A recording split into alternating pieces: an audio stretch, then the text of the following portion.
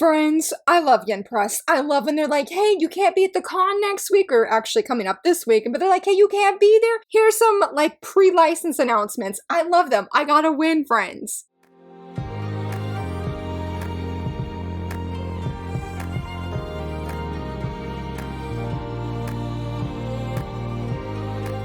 Hello friends, happy Monday. So very excited that you're here. We're gonna go and jump right in. I know that there is a new chapter of my faves, but y'all, the expectation that I was feeling when it came to Eyes Press, their one solo announcement that they had, because it was like at 12 o'clock, Yen Press had, I think it was 50 minutes, they had different license announcements. I didn't get any wins, unfortunately, from the Yen Press announcements, but there was like I said, one Eyes Press, and I'm like, this is gonna be a big one, like please, like Laura, you know, you need to like calm down, because like if it ain't like something that's geared towards you or you feel like would be a good fit for you, you're gonna be really devastated. Eyes Press should have had full faith, full confidence, because they came out and said, not your typical reincarnation story is coming to print. Y'all, I am over the moon, overjoyed, almost started screaming at my computer. Man, I was just overjoyed. We literally just talked about this, just a few weeks ago. I did a video talking about manhwa, and I think the prompt originally that somebody asked was 5 ongoing manhwa, and I feel like I didn't have anything new that I could share about that was different than what I've already shared of like the Remarried Empress, Villains Are Destined to Die, My Surly Hot Husband, all amazing series. So I did like a variety of prompts that were all manhwa related, and the one that I mentioned was one of the most recommended manhwa, and I said this one. Okay, so listen, it's been on my webtoon TBR, okay? I did add it, I've had it on there, I've been getting the updates for the recent chapters, but y'all, after the license announcement, I went and I started reading. Currently, I'm on chapter 19, the beginning. I am struggling to not do it or to do anything else because I just want to sit and read. This story has definitely been just as amazing as everybody has said it is. I have loved it. I am wanting to get it physically. So it's about our main female lead. She is reincarnated into I think it's a fantasy novel that she had read before she is pushed down the stairs by a certain character. And that's when she wakes up, because when that happens, she was in Korea, and that's when she wakes up in the body of Edith, who is the villainess of the fantasy novel she had been reading the previous night in Korea as a whole other person. Like most villainesses, she knows how it's going to end, and she's like, well, I really don't want that to happen to me, so she's going to try and just enjoy this life. She's not going to try and trigger any events, any confrontations, especially who is supposedly main female lead, which of course how the fantasy novel plot goes. She is a beautiful young blonde woman, and these two brothers are deeply in love with her, but I think he's the younger brother, I believe, he ends up marrying Edith, the main female lead, because their families are like rivals, and they both were very competitive, very hungry to overpower the other, but the male lead's family ends up becoming like, something happens in a war, and so they get the honor of the title of Duke and Duchess. Meanwhile, Edith's family doesn't get that, and they are just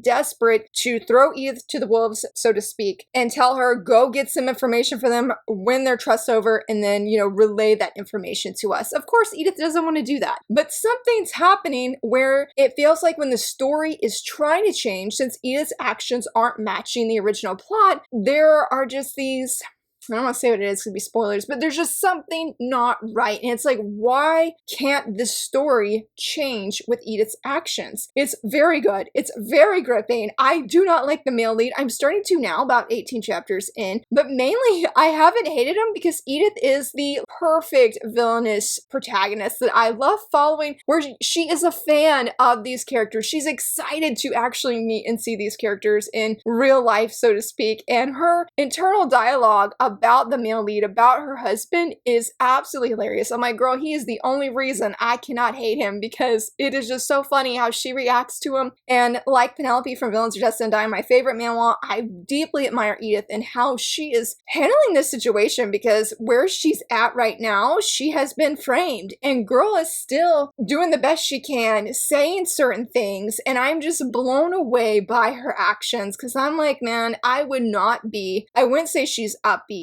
but there's a scene where she's having lunch and the character that's eating with her is like, how can you eat this without, you know, being upset? How do you still have an appetite? And she's like, well, I'm innocent. Why wouldn't I have an appetite? I'm like, girl, like your life could be on the line. She's just doing the best that she can. That's not to say that she doesn't feel depressed at times, but I really love her as a heroine. I love the overall story. I love how things are slowly changing with the male lead. I love how the female lead ain't afraid to put the male lead in his place. Like, girl, you tell him, you speak your mind respectfully. So very, very good. I've loved it. Shout out to everybody who's given me recommendations for this series. I'm eagerly looking forward to reading more of it on Webtoons. Originally, I was just going to read a few chapters, make sure I really enjoy it, and then read ahead, or then read, you know, more physically. No, I'm wanting to read all of it digitally, and then I'll reread it when it comes out physically. Now, there were two other manga licenses that I did want to talk about that I did think were pretty exciting. One of them being a shoujo BL that has such a cute cover, like it is adorable, and that is Keyaki Shopping District Sakura Bathhouse. This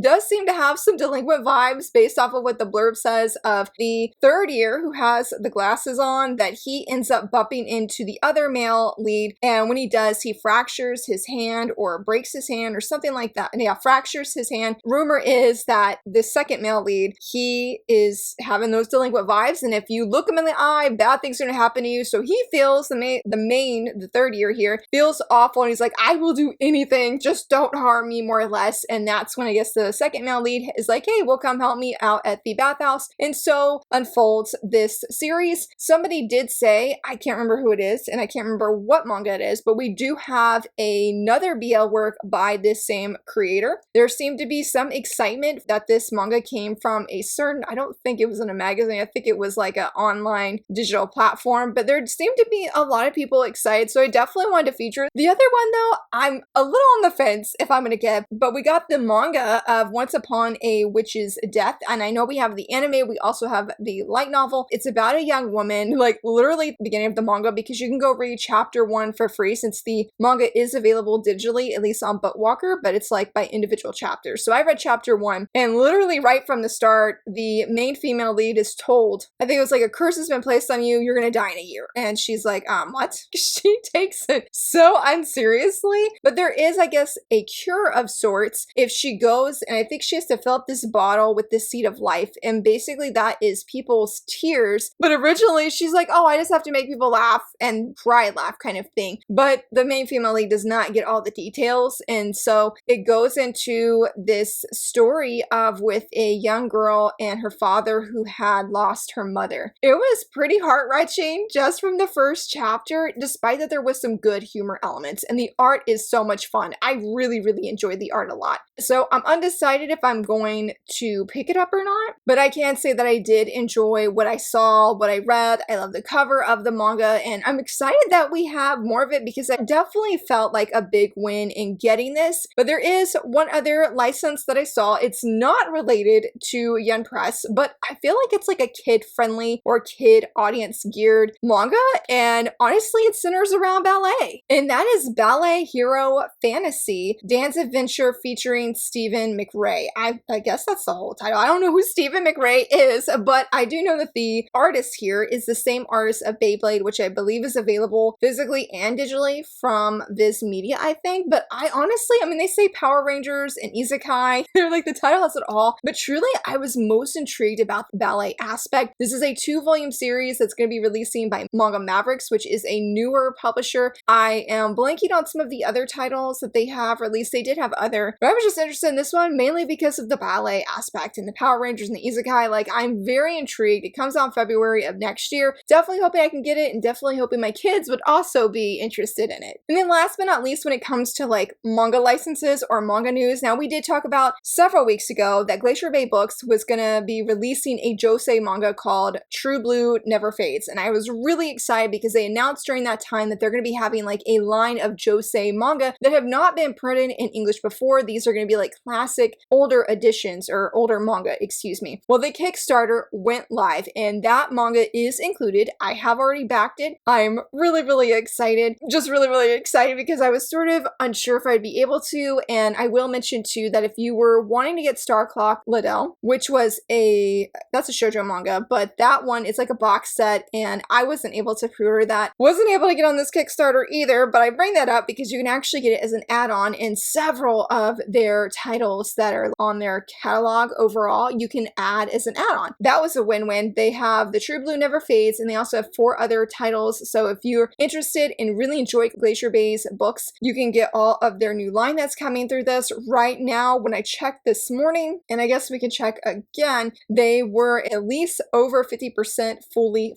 funded. Yes, they are. The pledge goal is 60,000 and right now they're at 39,000. So they're definitely over halfway there and they have 26 days to go. I feel like they're going to meet it and I cannot wait. I truly can. So if you've been interested in that Josei manga, this is a perfect and wonderful time to do that. I know they don't have the early bird tiers available anymore, I believe, because I think they said they took those down like 24 hours after the Kickstarter went live, or maybe it was a little bit after that because I didn't back it right away because I meant to, got tired and went to bed, and then so I did the following day. But yeah, I'm really excited, and if you're curious about any of these links, I'll always leave them down below. Be sure to check it out, go back it when you can, or pledge, either way. And again, if you missed getting Star Clock Liddell, this is, I feel like, a really great way to make sure you get a guaranteed copy. I'm hoping that when they drop it in their shop, that I, like online shop, that I will finally also be able to get mine. Now a few random manga things. So the one, typically, I know I usually start out with these first because there was a new chapter of Glass with a Chance of Delinquent and it was so good. I loved it. Everything that has been building up. Sensei is a genius. I just felt everything was perfection. Everything I was hoping for, honestly, was so much better than even what I pictured. I love the illustration that they did to promote the chapter. It was perfect. The things that happened inside were perfect. I'm really excited to see where things are going to go now because it feels like this was sort of the ending of this current arc that has been happening, which had some amazing intense moments, some really good romantic moments. Again, it was 10 out of 10. So excited that we have this manga physically in English. I can't wait to have it in my hands because I really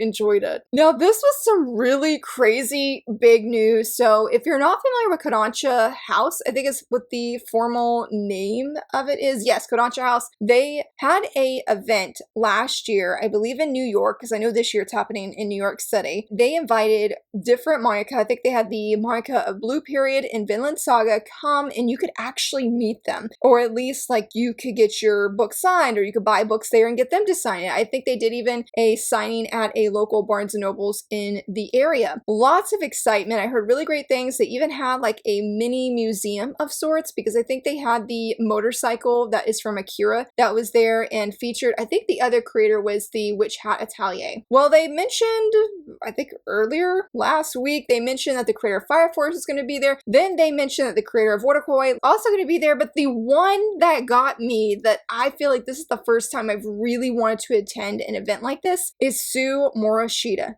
Yes, the creator of Shortcake Cake, Like a Butterfly, and A Sign of Affection, they are going to be there. And I was just like, oh my goodness. I believe the event's going to be happening in October. They say there's going to be exclusive Q&A as well as a signing. From what I understand, the event is free to attend, but it is, I think, lottery based because a few friends were saying that they had their family members enter on their behalf. Somebody was like, you know, because I was like, I don't know if I could realistically go to this. I mean, I would love to, but somebody's like, you know, you should just enter and then go from there because if you don't win, then all is well. And if you do win, then you can go. I might do that, but it's just the fact that we got Suu Morishita, that they are coming to the US.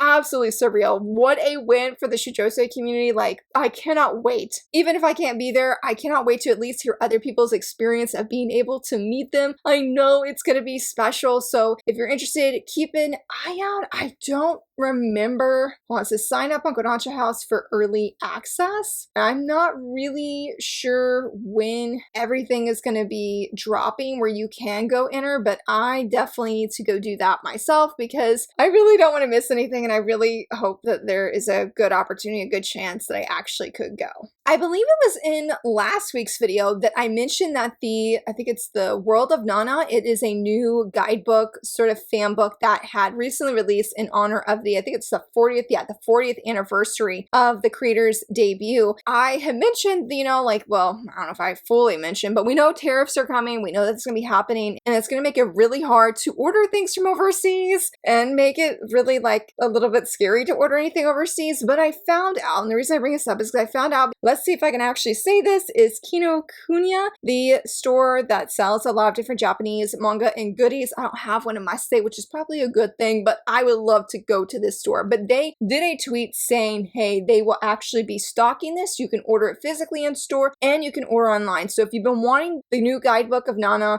that's coming out, because they say includes 110 questions, newly drawn illustrations, and even more about the story and the characters of Nana. If you've been wanting this and you don't want to have to deal with tariffs, this seems like one of the best ways to go. And I just had to share about it because I was so excited for anybody who's like, I really want it, but don't want to risk having to pay whatever the tariffs are going to be when the time hits. Then you have a US option where you don't have to worry about that. Now, I don't know what the price is of how much they're selling it and how much it would be based off of you just ordered it straight from Japan, but you know, there's just that unsurety of what the prices will be. So I just wanted to share it for those who are interested. Hopefully in the future, since we also talked about, I think in that same video, that Nina the Starry Bride is getting an art book, hopefully they will also get it and we can order it from them, because I was talking to a friend yesterday and I was telling her about the Haikyuu magazine because I really wanted, I have the first volume and I want the second one since it's coming out, but I felt like I shouldn't pre-order it just yet. I didn't even think about ordering online from the store. I know it's going to be more expensive that way, but I'm like, again, no tariffs. I'm cool with that option. So I need to actually go look and see if they have it for pre-order because I really want it, especially since it comes with, this one's going to come with 2 cards and a double fold-out poster, which I do have. From the first one, it was Hinata, and I have him nicely on my wall. You can't see, but he is over there, and I can see him, and it makes my heart happy. And the other thing I wanted to mention, because I do want to share about all the panels that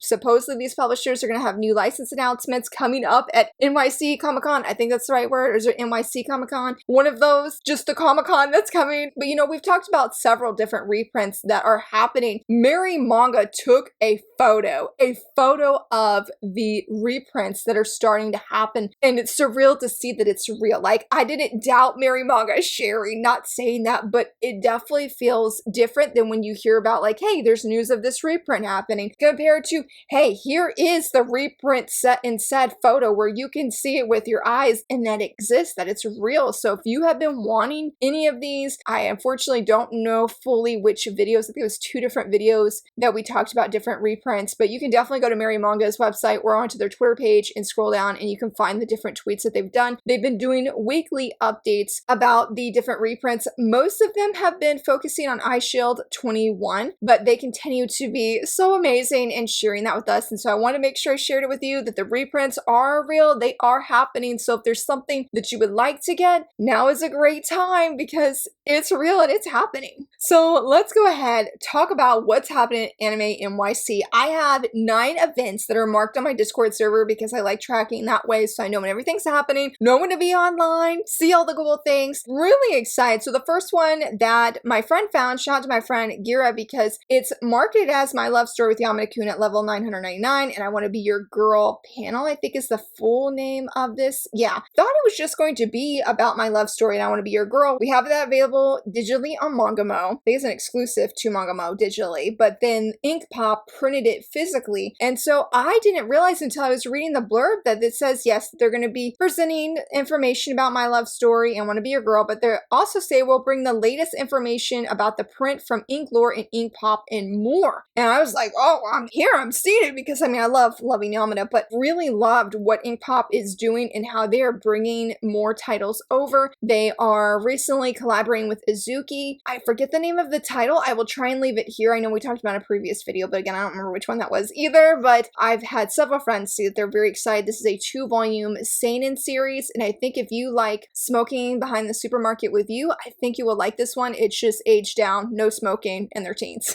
So I'll be looking forward to that. That's the first one, and it is going to be on Friday. Later that day on Friday is 7 Seas panel. Again, they said that they pause their Wonderful Wednesdays just for the event, so I'm really looking forward to that. And then starting on Saturday, to kick off the events will be Sublime. They're going to be having a manga industry panel. I don't know how much usually manga licenses they announce at their panels, but I hope that several people will be very excited for that. Also, Dark Horse Manga. We probably won't get any shoujo from Dark Horse Manga, but it's still an industry panel, and I hope that some people get several wins from them. The one I'll also be excited for that's happening on Saturday is the End Press. That's going to be at 5:30 Eastern, I should say, and excited to see what they bring us. Hoping for more shoujo wins. They have been feeding us very, very well. And then 2 later that night that are happening is manga licensing with Dimpa Books and Kuma, and then even later that night is J Novel Club. They don't say, but hopefully they will be bringing us more print manga, and hopefully they will print some of their Shoujosei titles. They have some really good Shoujosei stuff, and I would love to see them physically print, like Princess Bibliophile. Like, yes, let's go. Or is it Bibliophile Princess? I always get that title mixed up. But one of those, I love it. I have a review on this channel, read it once, and then I read it like 3 more times afterwards because it was just so good. And then on Sunday, to kick us off at 11, is going to be Kodansha, and I'm excited to see what they're going to be bringing us because, you know, y'all, they have just been cooking, and I'm excited to see what they are cooking up more because it's just been really great. And then to close up or wrap up all of the industry panels will be Azuki at 2 o'clock. I'm also hoping that they will have some kind of announcement about a physical manga, another shoujo. That'd be really nice. So I've really enjoyed the seinen mangas that they have been giving us. It's been really nice. Really hoping that we have some exciting license announcements to talk about next week. But before we get there, I do have 2 different cover reveals, with the first one being Villains Are Destined to Die, Volume 8. Penelope looks amazing. I love it. I mean, I know I'm going to cry this volume. I have mentioned before that I keep up with online spoilers for the series with every new chapter. The latest chapter we got, the restraint I had to have so I would not spoil it for other people. But going back to Volume 8, I love it. Beautiful cover. I don't like what's probably going to be in the inside because it ain't nearly as beautiful as this, but Penelope looks fantastic. And like somebody said, knowing the person that's staying behind her makes it all the more better. And I'm like, yes. Really excited. Y'all, I cannot wait.